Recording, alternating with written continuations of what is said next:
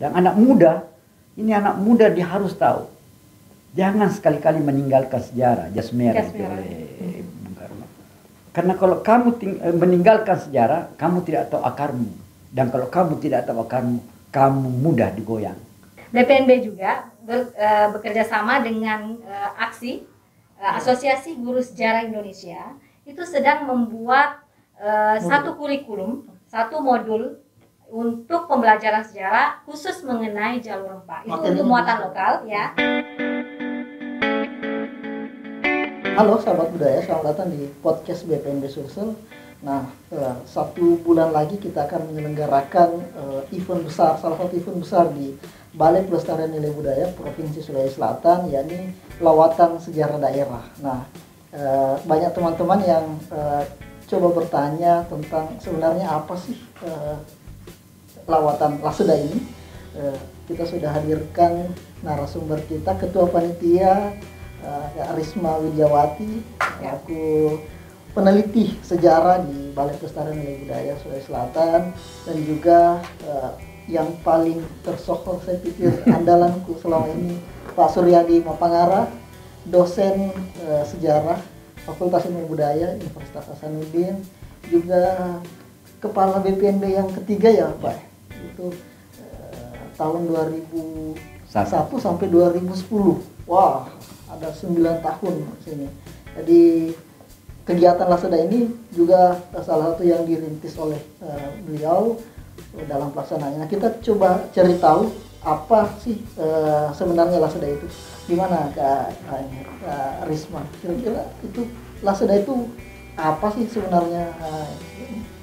Ngobrol-ngobrol kah, saja jalan-jalan. Rata-rata teman-teman di medsos tanya, itu kalau ikut Laseda itu bisa jalan-jalan. Iya. Lawatan sejarah daerah yang disingkat dengan Laseda ini sebetulnya sudah masuk tahun ke-18 Kak Aul. Jadi di tahun ke-18 ini, tahun depan kita sudah tidak ada lagi Laseda. Kalaupun ada, mungkin dengan konsep yang berbeda. Nama berbeda. Iya, dengan nama yang berbeda, dengan konsep yang berbeda tentunya. Tahun ini juga adalah tahun di mana tidak ada lagi lawatan sejarah nasional. 1 sampai 17 itu kita melaksanakan di daerah, kemudian nanti ada yang dikirim ke tingkat nasional. Entah itu dilaksanakan di Jakarta atau 11 provinsi, 11 BPNB yang lain, 10 BPNB yang lain. Tuan rumah. Yang jadi tuan rumah. Nah, bagaimana sebetulnya konsep lawatan sejarah daerah yang sekarang? Kalau dulu bagaimana? Nah, kalau dulu itu Laseda itu isinya kan 25 guru, 25 siswa. Dihimpun dalam satu tempat, satu wilayah, dipilih 3, misalnya kita kan punya 3 provinsi wilayah kerja. Ada Sulawesi Selatan, Tenggara dengan Barat. Nah, pilih salah satu, misalnya ke Sulawesi Selatan, kumpul di satu wilayah, kemudian kita mengunjungi objek, kemudian kita berdiskusi, itu bisa 3 malam 4 hari. Itu dulu 1 sampai 17. Sebelum pandemi. Sebelum pandemi.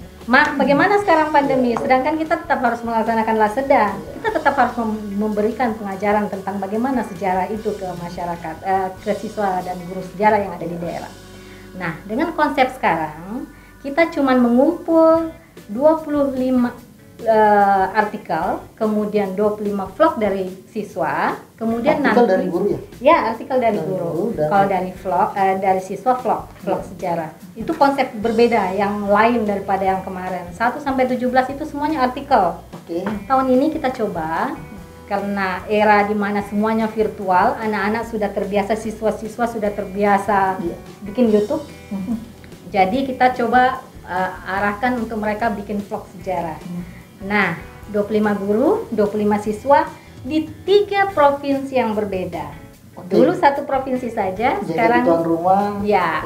Sekarang kita laksanakan di 3 provinsi yang berbeda. Hanya saja kalau dulu itu 3 malam 4 hari, sekarang kita buat dia 1 hari. 1 hari 1 malam. Enggak, 1 hari saja. Diskusi 1 hari. Okay. Kalau ada lawatan fisik, kita mengunjungi objek secara langsung. Ada lawatan virtual, kita menonton film, terus kita mengunjungi objek satu ke objek yang lain. Itu 2017 kayak gitu. Lawatan virtual. Sekarang kita lawatan pemikiran. Iya. Konsepnya berbeda. Jadi kali ini kita coba kumpul di satu ruangan tertutup. Ada 25 guru, ada 25 siswa. Kemudian 6 terbaik guru, 6 terbaik siswa mempresentasikan karyanya. Kemudian dinilai oleh juri, dan beliau adalah salah satu juri kita yang khusus di Sulawesi Barat. Pak Suryadi sebagai Ya. dewan juri. 3 lokasi punya 3 juri berbeda. Iya. Semuanya punya pakar, juri pakar istilahnya yang berasal dari universitas yang berbeda. Ada dari Universitas Hasanuddin, Pak Suryadi yang khusus untuk juri di Sulawesi Barat nanti. Kemudian di Makassar itu Sulawesi Selatan ada Pak Horst Liebner, seorang peneliti asal Jerman yang sangat fasih tentang Sulawesi Selatan, Tenggara dan Barat. Kemudian nanti dia khusus di juri Sulawesi Selatan. Kemudian nanti ada Sulawesi Tenggara itu ada Pak Lamalihu. Dia adalah salah satu dosen sejarah di Universitas Negeri Makassar. Beliau juga adalah dosen yang sangat konsen pada bidang maritim. Jadi saya kira kita akan dikelilingi oleh orang-orang pakar. Ada juga dari kita sendiri, kita kan punya peneliti sejarah dan budaya yang juga konsen pada bidang maritim, nanti juga termasuk juri. Di daerah juga sendiri, kita akan menunjuk juri lokal. Jadi para budayawan di sana yang fasih tentang budaya mereka sendiri. Jadi saya kira insya Allah karya-karya anak bangsa ini akan dinilai oleh orang-orang yang ahli di bidang itu. Ya. Saya kira itu gambaran awal. Jadi total sebenarnya kalau di setiap kota, di setiap provinsi diselenggarakan Laseda, itu masing-masing ada 25 peserta di setiap kota. 50 peserta di setiap kota. 25 guru, 25 siswa. Jadi ada total 150 peserta. 75 dari kategori siswa. Dan 75 dari betul sekali, Kak. Ini awal-awal waktu pendaftaran banyak yang bertanya, guru SMP bisa ikut daftar juga enggak? Untuk sementara sasarannya kita adalah SMA, MA dan SMK. Jadi memang dari awal, dari zamannya Pak Suryadi ketika lawatan sejarah daerah pertama kita laksanakan, memang sasarannya adalah anak SMA. Pertimbangannya apa ya dulu ya Pak Sur? Itu juga dari pusat juga ada ikatannya. Mungkin anak SMA itu mungkin dianggap sedikit lebih mungkin sudah nanti mau masuk perguruan tinggi lah, apakah semua sudah punya pengalaman. Jadi diskursus yang terjadi di kegiatan Laseda ini dianggap lebih tepat untuk yang usianya sudah sampai 17 tahunan itu. Nah, itu Pak, kan temanya tentang maritim. Jalur rempah ini jadi tema besar kita di Kemendikbud Ristek sekarang. Banyak yang masih awam terkait dengan jalur rempah. Itu sebenarnya jalur rempah bicara tentang kuliner, apa rempah-rempah merica, ketumbar, jahe sajakah, atau ada semacam persilangan budaya yang terjadi di sana sehingga muncul jalur rempah? Gimana sebenarnya itu? Ya, kita bicara dulu tentang maritim misalnya ya. Itu dalam teori dan metodologi sejarah sebenarnya istilah sejarah maritim tidak ada. Istilah sejarah maritim sebenarnya. Ya, sampai tahun 2000 itu hampir dikatakan tidak ada. Kalau kita mencoba melihat buku-buku teori dan metodologi, kita tidak pernah mendapatkan istilah sejarah maritim, tidak. Sekarang akhirnya orang berulah, dalam tanda kutip berulah, apa saja yang bersentuhan dengan air maritim dia. Tapi kan sejarah maritim yang saya katakan tadi memang tidak ada teori sejarah maritim bagaimana, metodologi sejarah maritim juga kita tidak tahu.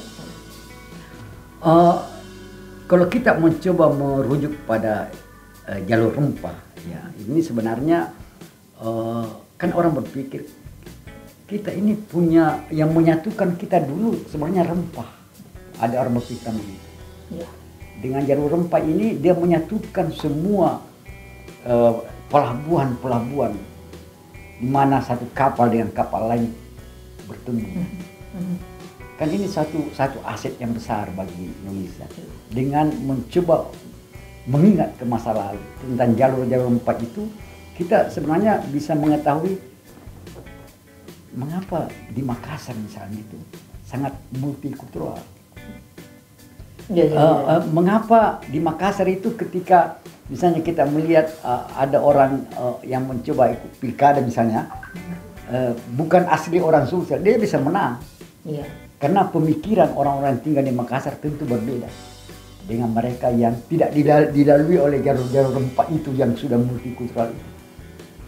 Ya. Jadi memang ada banyak hal yang menarik ketika kita mencoba melihat ini. Dengan melihat jalur rempah ini juga kita sudah melihat bagaimana hubungan dari dulu itu dibangun dengan luar biasa ya. Jadi orang Minangkabau menjadi penyebar agama Islam misalnya di Sulawesi Selatan. Cunyak Ding yang dibuang ke Jawa misalnya, ya kan? Lapowe Karin Sigeri dulu yang dibuang ke Jawa misalnya, Merak Dia Kape dan lain sebagainya ya. Jadi jalur rempah ini mengingatkan banyak pada kita sebenarnya. Dengan cara demikian bisa menimbulkan rasa bahwa kalau begitu saya harus pertahankan. Tidak bisa kita bisa berbeda pendapat, bisa tidak suka satu dengan lain, tapi menjaga keutuhan Indonesia ini tidak ada kata lain, harus dijaga. Kenapa? Karena itu tadi, dia dibangun dengan sangat luar biasa. Dan kita sangat, ya sampai ada orang mengatakan, coba kamu lihat peta Indonesia. Ya. Coba kamu lihat, kalau kamu lihat ke Malaysia, kecil negaranya. Filipina, Thailand, tapi coba lihat Indonesia. Begitu banyak pulau, tapi disatukan. Ini bukan terjadi seketika. Ini memang Tuhan, pemberian Tuhan, dan hak kamu harus jaga keutuhan ini. Jalur rempah ini salah satu bagian bagaimana kita menjaga keutuhan ini. Nah ini yang mendasar sebenarnya Pak. Yang menjadi banyak pertanyaan. Jalur rempah mau diusulkan untuk ditetapkan sebagai warisan dunia di UNESCO oleh pemerintah melalui Kemendikbudristek.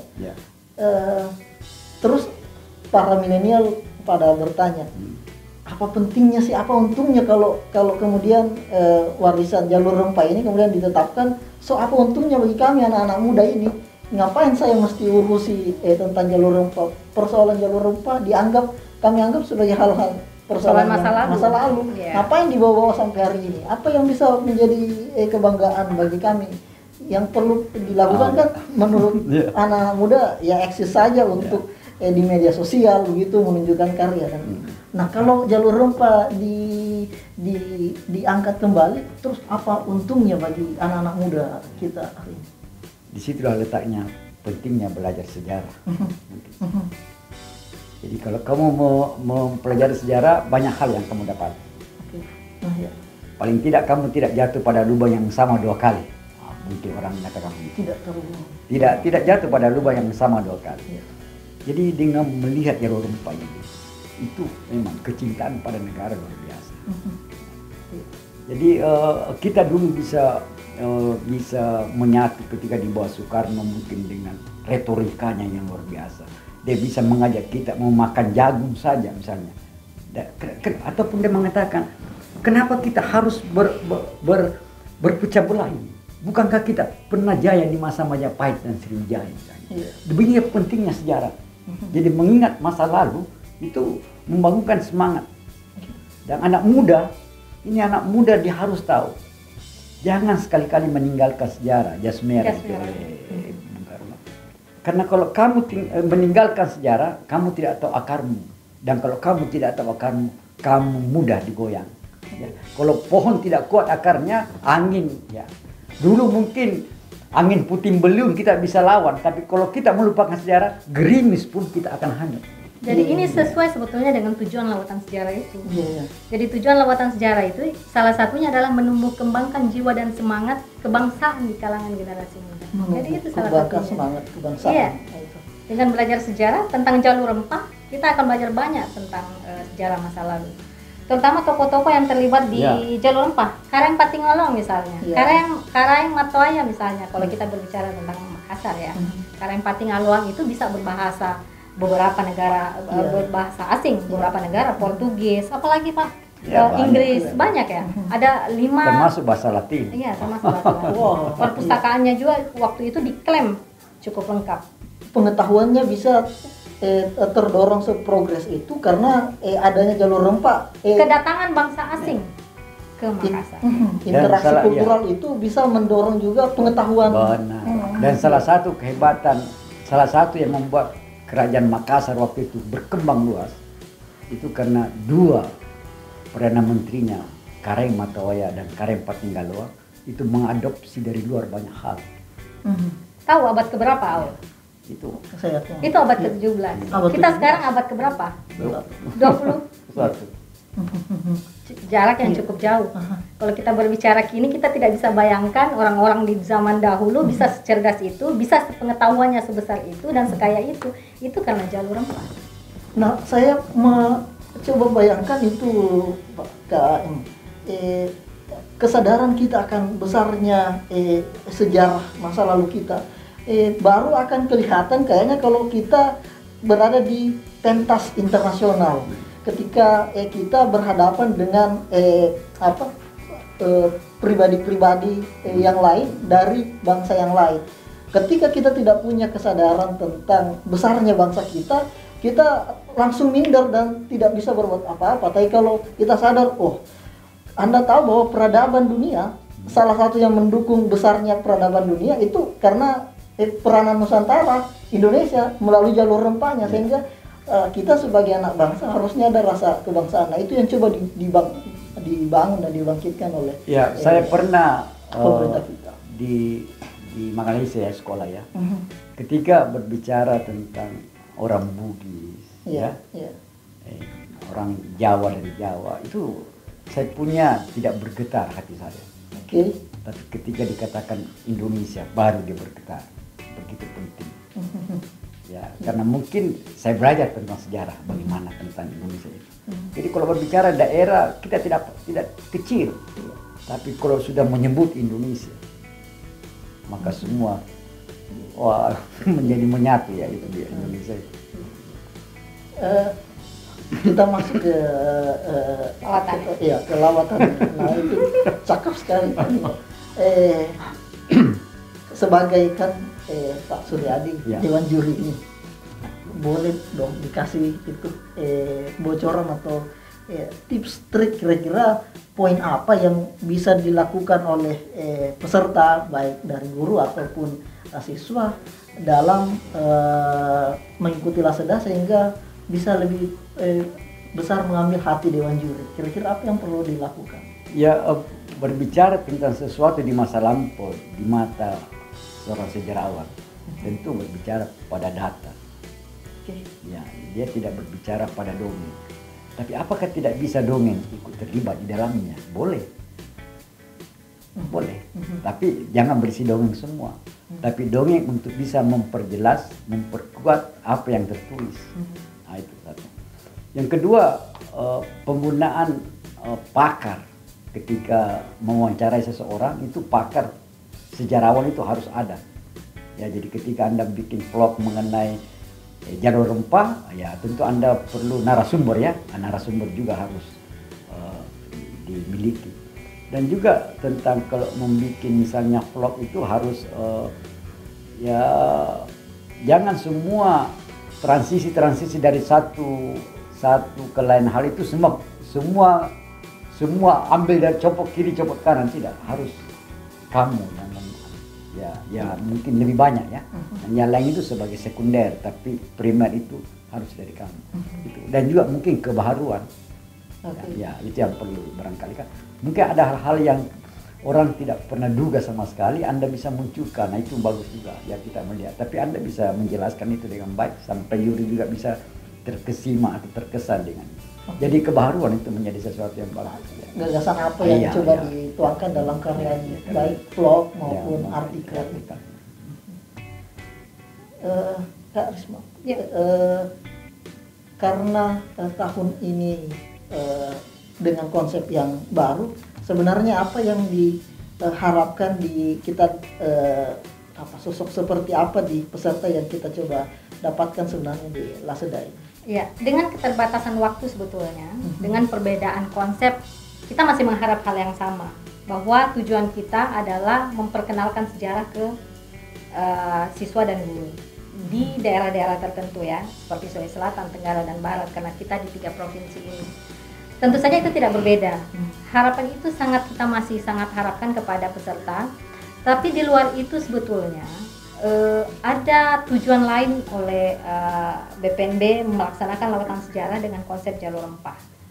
Kenapa temanya semua jalur rempah kan? Ya, karena mendukung usaha Kementerian Pendidikan dan Kebudayaan dan Ristek untuk menggolkan ini sebagai warisan budaya dunia di tahun 2024. Dengan tentu saja bahwa pengetahuan masyarakat milenial kita tentang jalur rempah itu sudah terpenuhi. Mereka sudah tahu apa itu jalur rempah.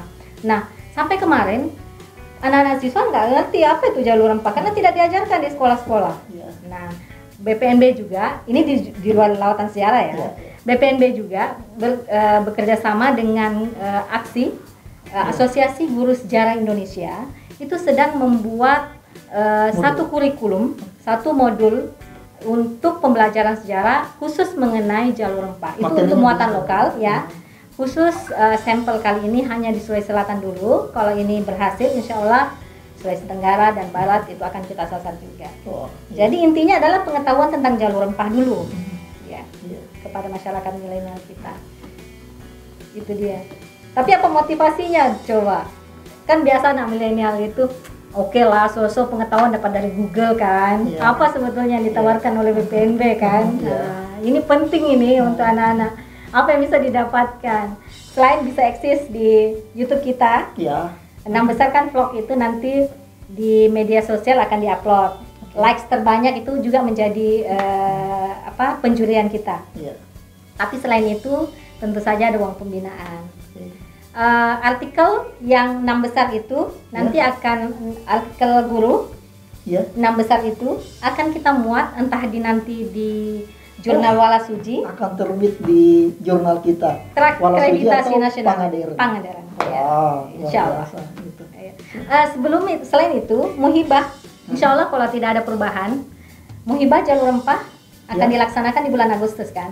Nah, kenapa kita laksanakan lebih duluan daripada muhibah, yaitu 5 dan 12?